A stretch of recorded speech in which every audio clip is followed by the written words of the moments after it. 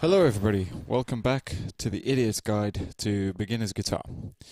Um, like I said last time, we're going to take a look at a couple new things today. I'm going to introduce you to scales, and we're going to introduce you to open chords and a couple of natural chord voicings. Um, so last time when we got started, obviously, if you've been practicing, then your fingers should be a little bit stronger. Um, so what you should do before you get stuck into the exercises in this lesson is just run through the warm-up exercise that we did last time, the chromatic exercise, and probably do that for about 15 minutes together with the power chord exercise that we went through last time. So just go back and forth between the two, play them in different positions, and just get yourself warmed up, get your fingers feeling loose. Okay, so scales. What are scales? Right. Scales are a set pattern of notes that when played together generate a certain kind of characterized sound. And together, when you play the notes in different combinations together, they're actually going to form a certain set of chords, which we call harmonized chords. And they're just chords that fit together well when you group them with each other. Okay, if you just threw any old chord together at any old time, you're going to find that once or twice you'll come up with something that's just not going to sound right. It just doesn't fit. But by playing notes that harmonize well together, that kind of fit together and have similar character, you get a group of chords that just flow really nicely from one to the other. So we're going to have a look at a few of those, but just really introduce you to a few open chords that you can use very easily with each other, and you can play around with them, mix and match them, play them in different orders, and you'll end up with something that sounds, quite nice. Okay, so if we start first with scales, I'm going to introduce you to two basic scales. We're going to look at the major scale and the minor scale. Okay, so you're going to find that when you look up different scales, especially if you go online and research and go to other YouTube videos, you'll find a lot of people talking about scales and modes. You don't have to worry about modes for now. Just learn the basic scales, and we can get into how to play those as modes later on. So the major scale, we're going to be playing that in the key of C, and it's important that you know what a key is. When we talk about a key, we talk about one note as being the root note or tonal center. And it's basically the note that you're going to typically start and finish on. When you play a certain set of notes, it won't really sound finished until you return, or resolved as they say. It won't really sound like it's done until you return to a certain note. Then it feels natural that you've kind of finished the phrase. So I'll try and give you an example of this using the scale that we're going to use, which is C major. So if I start by playing the 3rd fret of the A string, that's C. Okay. If I just play a few notes from the major scale, and I'll explain which notes I'm playing as we go through it, you'll see that as I finish the phrase, it kind of makes sense to return to the note that I started on. So.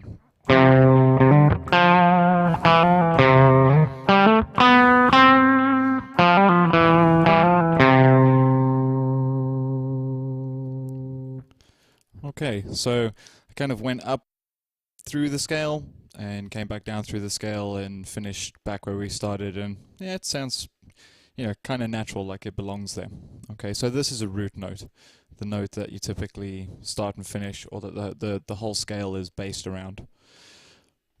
At this point, it's a pretty good idea to talk about why we have a root note. As I say, you know, it's this tonal center, everything else revolves around it. And this kind of gives you an idea as to why scales are called scales.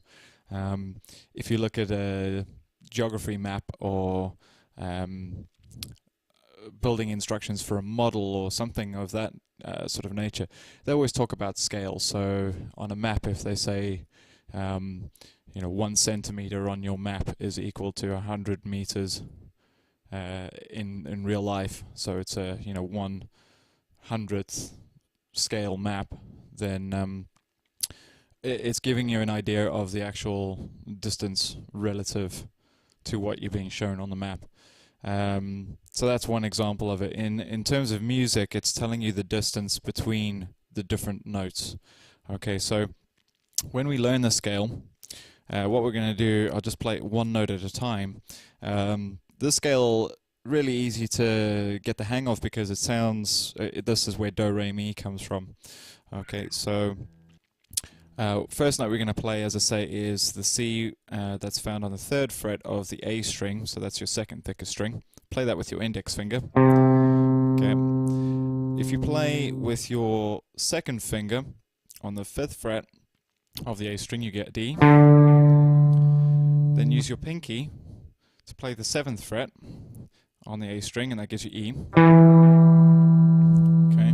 Then you're going to use your index finger to play the 3rd fret on the D string, which gives you an F. 2nd finger on the 5th fret of the D string, which is going to give you a G. Then your pinky on the 7th fret of the D string, which gives you A. Okay. And then you're going to use your index finger on the G string, but this time on the 4th fret. Okay, that gives you B. And then you can use your 2nd finger on the 5th fret of the G string, and that gets you back to C. Okay, so if I play that in sequence very slowly for you now.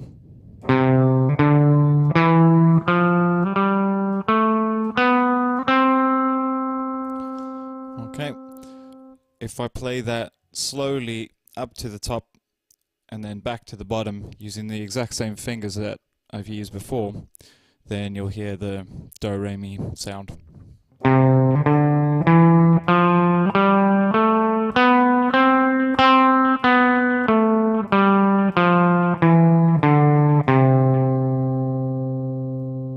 Okay. So the major scale, the different names, major, minor, harmonic minor, all these terms that you're going to hear kicked around, they're just names to really help us remember the character of each scale. So the major scale is really the fundamental scale from which all other scales are based, at least in Western music. So you hear it a lot in rock music, you'll hear it a lot in classical music, you know, to a degree in blues and jazz and all these kind of things as well. And it's when you start to change that pattern that it moves away from what it traditionally sounds like is quite bright, quite uplifting. It's got a nice easygoing character. If you change that order around, what you start to do is introduce tension, okay, and this is where you get some of the darker sounding patterns. So if I was to play an A minor scale, which is actually the C major scale played from its 6th note through back to the 6th note again, then the character is slightly different. So I'll just play that through for you now.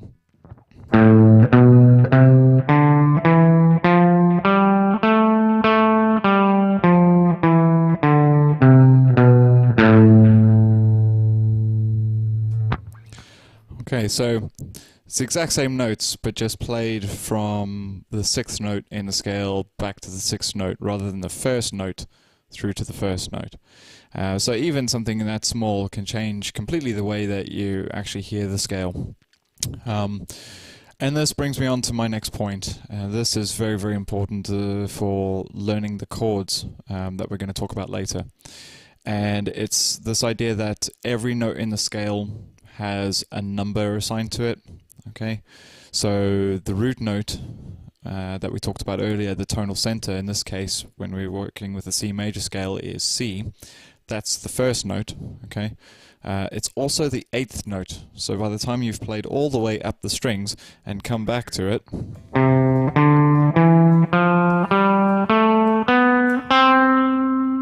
okay, so that's 1, 2, 3, 4, 5, 6, 7, 8. Okay, so the 8th note is an octave higher than the first note, but it's the same note. It's C and then C a bit higher. Okay, so the D is a second note, E is the third note, F is a fourth note, G is a fifth note. That's important because if you'll remember from last time when we played our power chords, if I play a C and a G together, that's your power chord, okay? And this is why I tried to illustrate last time that really power chords are not proper chords, because in order for a chord to be a chord, it actually has to have 3 notes. And in this case it only has 2 notes. There is another way that you can play that same chord, or dyad as we call it. And dyad just means that it's 2 notes together. If you play the C on the 3rd fret of the A string, and then play it again on the 5th fret of the G string, and then you add your your G on the 5th note, 5th fret of the D string, then you still get that same power chord, but you can make it sound a little bit bigger just because you've added in the octave note as well to it. Okay. So when we talk about chords, we make them up of the various notes in the scale. So for example, if I was going to play a G major chord, then the notes that we have inside the G major is with the index finger on the 3rd fret of the E string, is G, then using the index finger on the A string on the 2nd fret, which is B. Okay.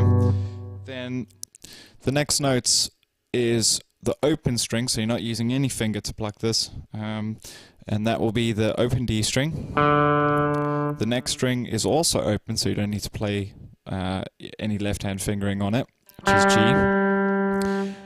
The next string is also open, and that creates another B. Okay. And then I'm going to use my ring finger. You can use your pinky. Depends on how thick your fingers are, so if you feel you don't have space, you can change this. But most commonly, it's index finger on the B string, sorry, on the A string, 2nd fret, that's B. 2nd finger on the 3rd fret of the E string. All the other strings open until you get to the high E string, okay, and you play that on the 3rd fret with your ring finger. If you add that all together,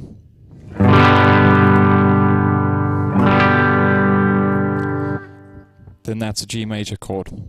Okay, so it's basically taking 3 notes and putting those together, and sometimes there's repetition of those notes just to create a more full kind of sound, and that gives you what we call, a G major chord, which is a natural chord, and it has a bit more character than just playing, what we call the power chord, is just 2 notes together. The other thing is, because you've added more character to it, it's harder just to play melodies over the top of it. You need to know, more about what you're doing with it, whereas when you're just playing the 1st note and the 5th note, they're very easily balanced, so they're a little bit easier to put other notes on top of. It's harder to make a mistake doing that. And then the more of these natural chords that you put together in a chord sequence, the more specifically you need to know which kind of notes are open to being played over the top of it. So that the idea is that you can have, a chord structure going, another riff using these open chords, and you can put melodies on top of it, and making small changes in the scales that you play on top of it, you can change the character and the way that the listener actually hears the music. Okay, so first thing I want you to do, so to practice the scale, okay, we're going to play the C major scale as I showed you before. Okay, we're just going to play it in that single position, and what I'm going to have you do is move it up another position so that you're then playing a D major scale, which would, if you were doing it in a song, would be what's known as changing key. And then you're going to play in the 7th position, which would be playing an E major scale. Then you're going to play it back down in the 5th position, which would be playing the D major scale again, and then back down into the C position, and that would be finishing off in C. Just like last time, we're going to use alternate picking. Okay, so we're going to be picking down, up, down, up, down, up. So you want to play it consistently, and you want to play it slowly, carefully. Make sure the notes are sounding clearly, and make sure that you're using the correct fingers in the correct position. Okay, so it should sound a little bit like this.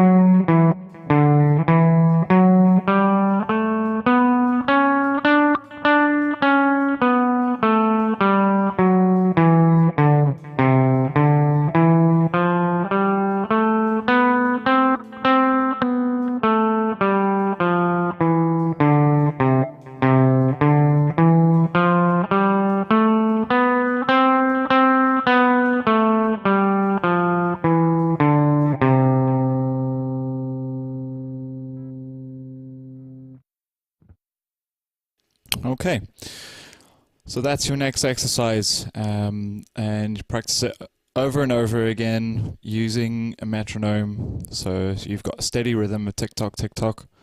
Start at 60 beats per minute. Okay, so all the readouts on your metronome should be beats per minute.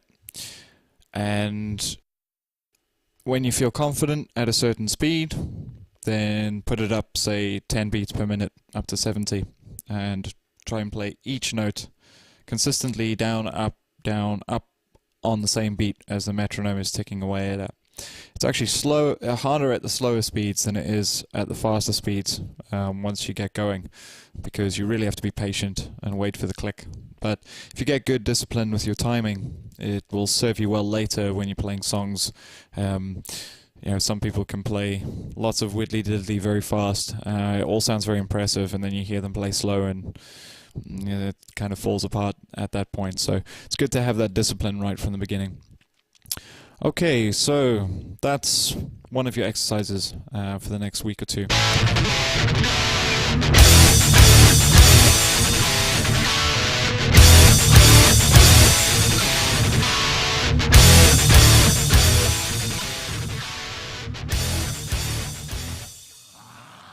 The next thing that we're going to do is just work on putting a few open chords together. So I've already introduced you to the G major chord. Okay, another one that we'll show you is C major chord. Okay, and this will be based off of the C major scale that we've just looked at. Okay, so I'm going to show you exactly how that works again. So if you take your third finger, your ring finger, and put that onto the 3rd fret of the A string, which, if you'll remember, is the first note of our C major scale. Okay, you're going to take your 2nd finger and you're going to put that on the 2nd fret of the D string, which gives you an E. Okay, and you're going to take your index finger and put that onto the 1st fret of the B string, which gives you another C. So if I play the lower C and the high C together, you can hear that. So that's your octave, okay? Now, what you want to do is you don't want to pluck the thickest string, okay? You want to play through everything from the A string, so the next thickest string down, all the way through to the highest string. If you look at my fingers, what I'm trying to do here, I have my thumb straight up on the back of the fingerboard, and I'm trying to make sure that my fingers curl up and around like this, because I don't want any of these fingers lying flat over the strings, because they'll stop the strings that I'm not fingering with my left hand from ringing out. Okay, these are called the open strings. So a little bit like when I showed you G major earlier, there's strings that you're not going to be playing with your left hand, but you are still going to be strumming through with your right hand. Okay, so if I play them each note one at a time, you can hear what it sounds like.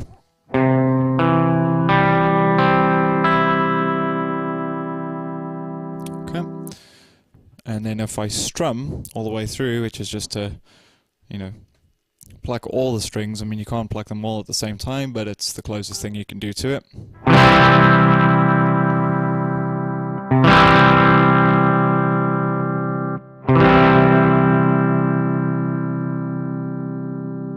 Okay, so that's your C major chord there.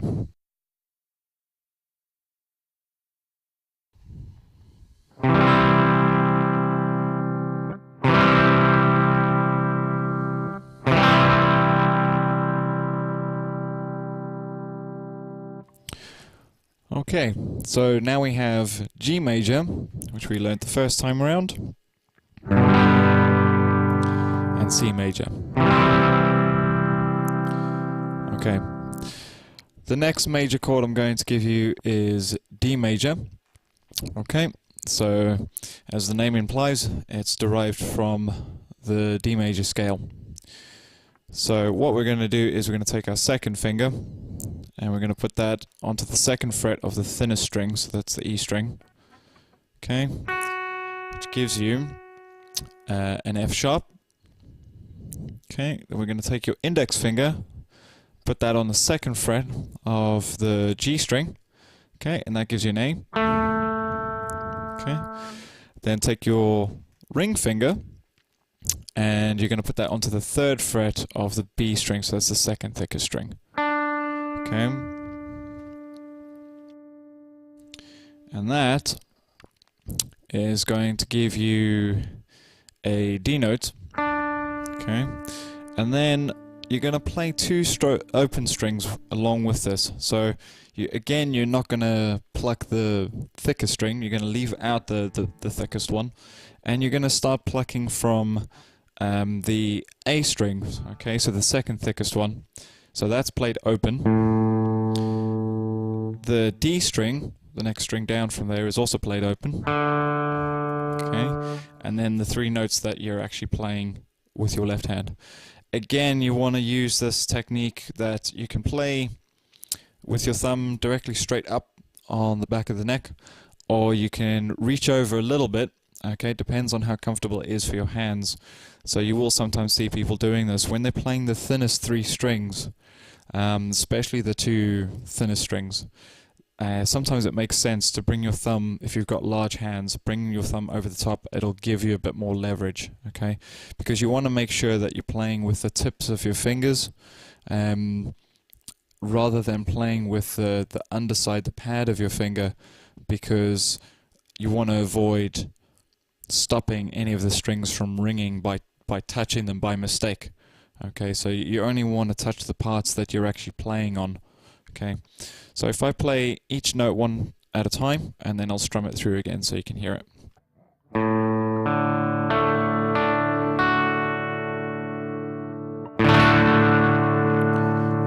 And that's D major.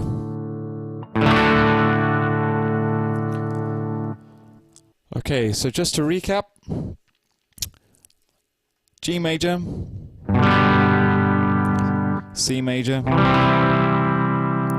and D major. Okay, and then if you go back to G, it sounds finished again. So at the moment, if I put those three chords together, it implies that we're playing around the G. Okay, so I'm going to give you now a couple of minor chords to practice with that you can mix in to the chord progression. So what you need to do to practice these, I'm going to give you a couple of chord progression examples that you can go away and practice just like I play them. But then the challenge for you is to take those same chords and mix them up in different ways and play them in different rhythms and come up with your own way of doing it, and try and have a bit of fun with that. Okay, and just before we finish up, I'll actually show you a really cool way just to make it sound, pretty awesome. At the moment, with the way I'm showing you, it sounds very, very simple and perhaps a little bit boring, but there is a way you can spice it up and make it sound cool. Okay, so the two minor chords that I'm going to give you are E minor and A minor. All of these chords that I'm giving you are very, very common in rock music and pop music, and very, very handy and easy to make cool songs with. Okay, so if we start off with the E minor, okay, what you're going to do is you're going to play the thickest string as an open note, so you don't need to press anything on it. Just play the open note. Okay, you're going to use your second finger on the second fret of the A string, so the next thickest one. That gives you a B. Okay, so that forms the basis of your chord there, because that's your E power chord, right? So the next one down, you're going to take your ring finger and you're going to play that on the second fret of the D string, which gives you another E. Okay, that just makes it sound a bit thicker. Okay, and very simply, the rest of the strings are open. Okay, so the G string, you don't need to use any fingers on, and this is the note that's going to make it minor. Okay, in its flavor. And then the B string is open, and the high E string is open as well.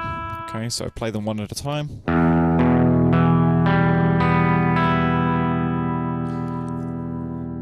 Okay, so minor chords have a bit of a different character. The way it works is that we're taking the first note in the scale, the fifth note in the scale, and the third note in the scale to make a major chord. But when we make a minor chord, we're taking that third note in the scale and we're bringing it down one semitone or one fret, and that's called flattening the third. Okay, and this is what changes the character of it. So if I play an E major chord and then I play an E minor chord, you can hear the difference between the two. One is happy and kind of bright sounding, the other one is a little bit more melancholy. Melancholy just means it's a bit sadder or a bit darker. Okay, so this is E major, and this is E minor.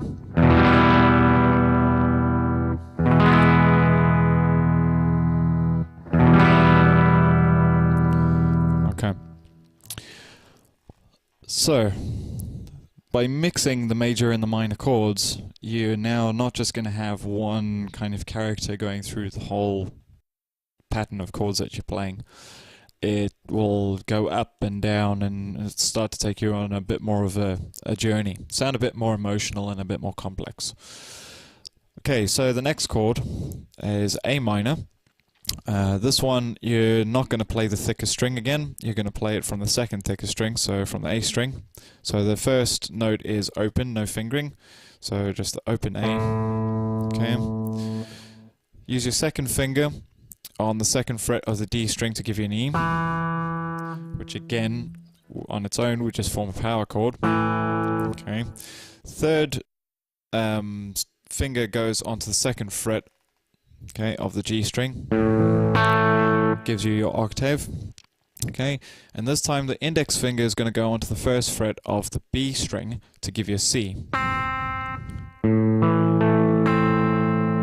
Okay, and from there, you can actually play the open E string with it.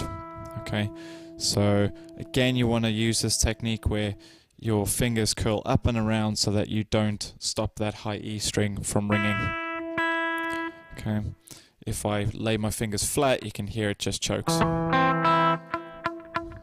Okay, if I bring my wrist forward, that will allow me to get my fingers all the way around without touching any of the other strings.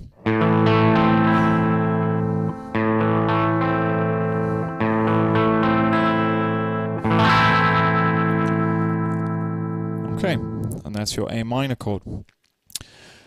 Okay, so last thing to do once you've got the hang of that is we're going to now put those into a chord progression. So we're going to make a pattern that sounds a bit like music. Okay. The last thing I'm going to show you in this lesson is just a little bit about rhythm. Okay, we're still playing basic rhythm at this point. So we're going to be playing 1, 2, 3, 4, okay, for the most part. But I'm also going to show you another rhythm, because when you play 4 beats constantly like that, so if you're just counting 1, 2, 3, 4, 1, 2, 3, 4, that's what we call 4/4 timing, or common time, and that's what, you know, probably 90% of the music out there that's on the radio station will be based on. But another quite common form of timing is to actually go, instead of going 4 beats, just doing 3 beats. So 1, 2, 3, 1, 2, 3, 1, 2, 3. And that creates just a little bit of a different feel. And you often see it in dancing. If they're going to do a waltz, they do it to 3/4 timing. But it does have its place in modern music and in rock music. So we're going to practice just using 1, 2, 3, 4, 4/4 timing, and 1, 2, 3, 1, 2, 3. So 3/4 timing, and going back again. Okay.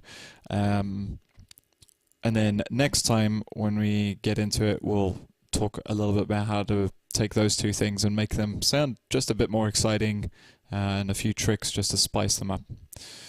Okay, so chord progression that we're going to play is we're going to play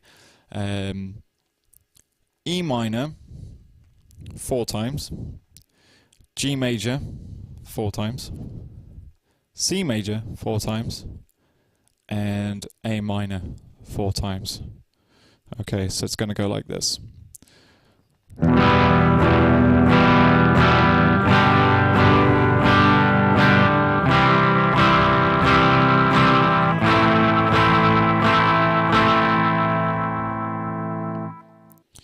Okay, we're going to play that over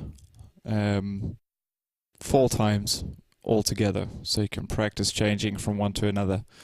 I'll actually slow it down a little bit so that you can play along with it, and it'll give you time to practice changing your fingers from one position to another, from one chord position to another chord shape.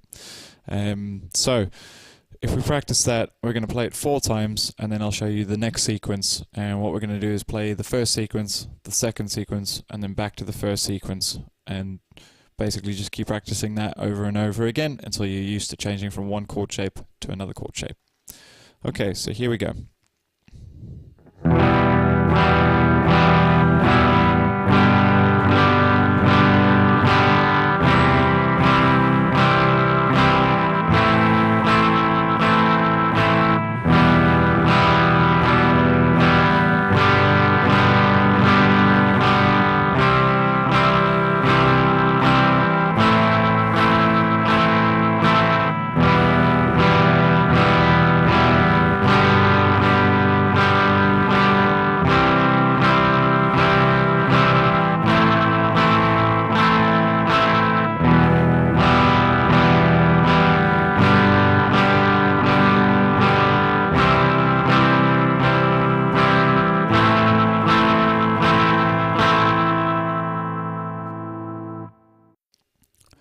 Okay, so that's our first chord progression. The next chord progression we're going to do, we're going to start on a higher chord, so we're going to start with the D major chord that I showed you earlier. Then we're going to play the A minor chord, then we're going to play the C major chord, and then we're going to play the E minor chord. And the way we're going to do that is we're now going to switch to the 1, 2, 3, 1, 2, 3, 1, 2, 3 timing. So again, we're going to play it at the same speed, nothing changes, okay, but just the feel is going to be that little bit different. So I'm going to play that in sequence slowly so you can follow along with it. Okay, so D major first, so only 3, okay. A minor is the next one, okay. C major, and then E minor. So together they all sound like this.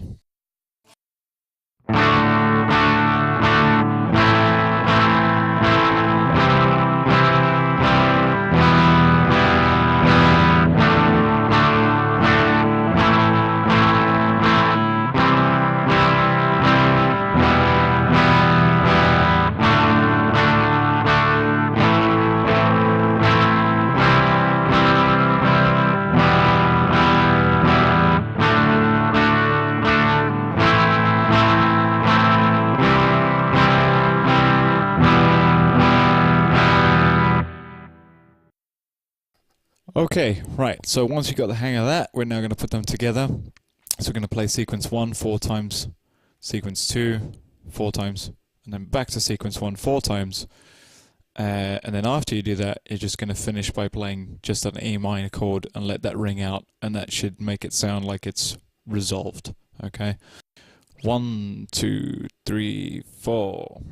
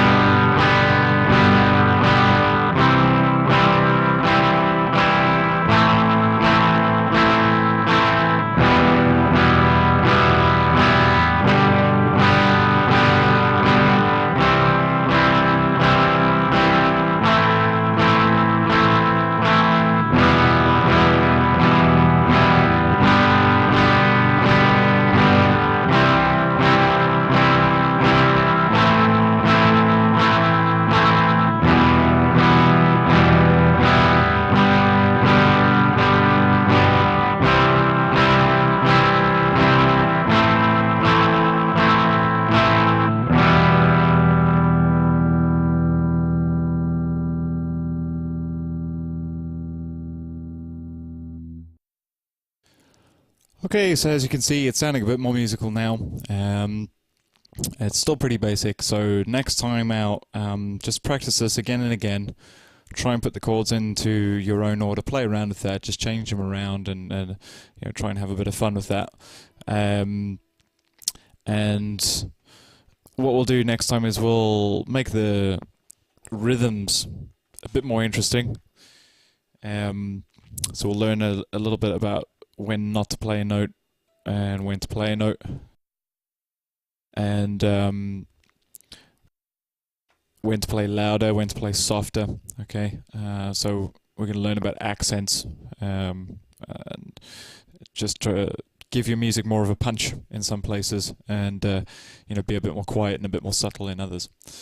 And then we'll look at a couple other interesting chord shapes and voicings, just to introduce you to a few more colors and sounds really to add to your collection.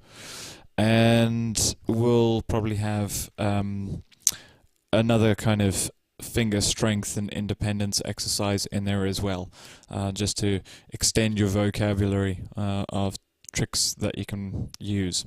Just because if you keep playing the same things over and over again, you're going to get limited. Okay. So yeah, I look forward to seeing you guys next time. I hope you enjoyed the video.